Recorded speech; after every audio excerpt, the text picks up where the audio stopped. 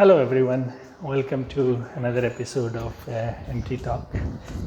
Um, Today, I wanted to, share some contemplative insights that happened earlier in the morning as I was, watching my children engage with each other. I have two teenage children, almost 16-year-old boy and an almost 14-year-old girl, and we all wish the best for them in every aspect of their life, right from when they are little to giving them the best care, good health, good education, and all the other things that every single parent in the world wishes to give their children. And we also want to leave behind a lot of legacy assets for them. So all our lives we work towards making wealth, building assets, whether it is leaving behind a lot of cash or properties or land or gold or other investments, so many other things that all of us do in the hope that when we are gone, our children will live a very comfortable, content, happy life. But I was sitting there and contemplating if having a lot of money, a lot of pieces of land, several rental properties, income generating investments, are these the ones that are going to really bring happiness and contentment and a feeling of peace and truly happy feeling?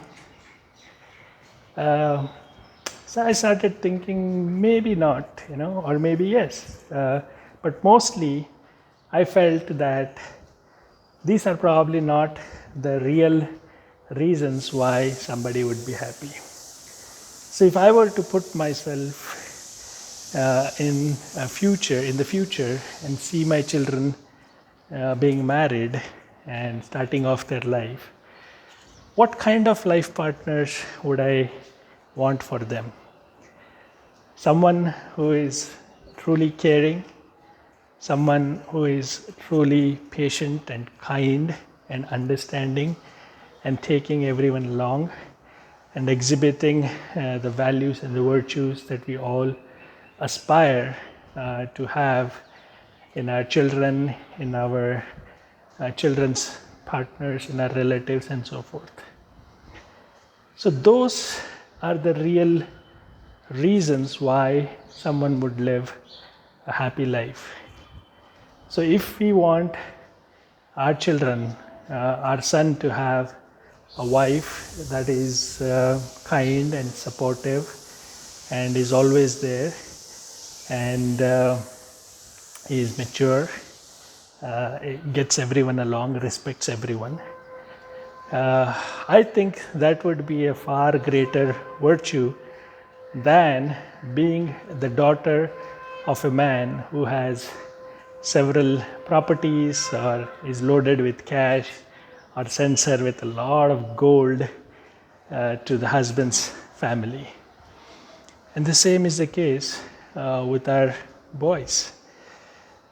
If our boys are very nurturing, very providing, very loving, very accommodating, very patient, very kind, then they would raise a family that reflects those virtues.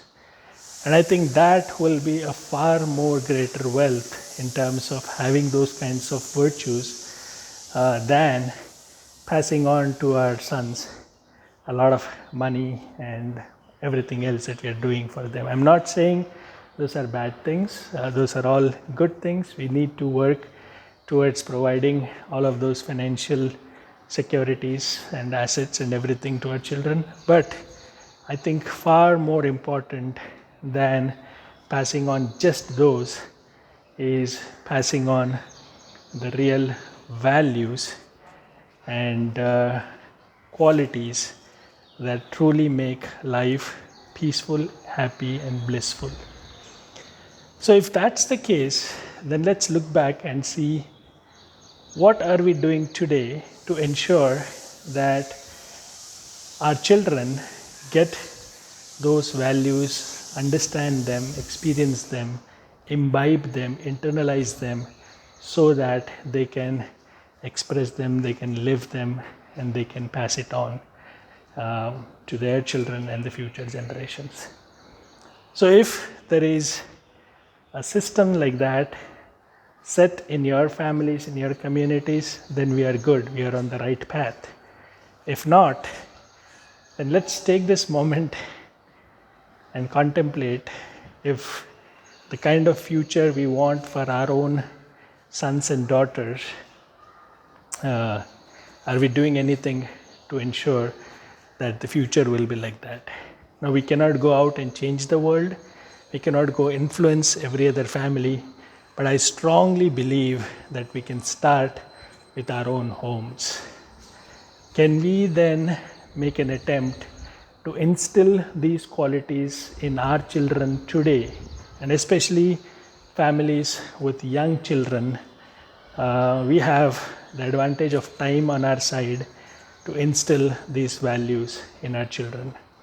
So can we all take a moment and seriously contemplate as to how we can instill these qualities in our children, so then that creates the path for happier families, happier communities, evolved communities, evolved beings in the future.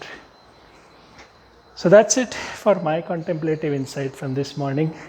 Hopefully this leads you to have your own contemplation. I'd love to hear your thoughts, comments, questions.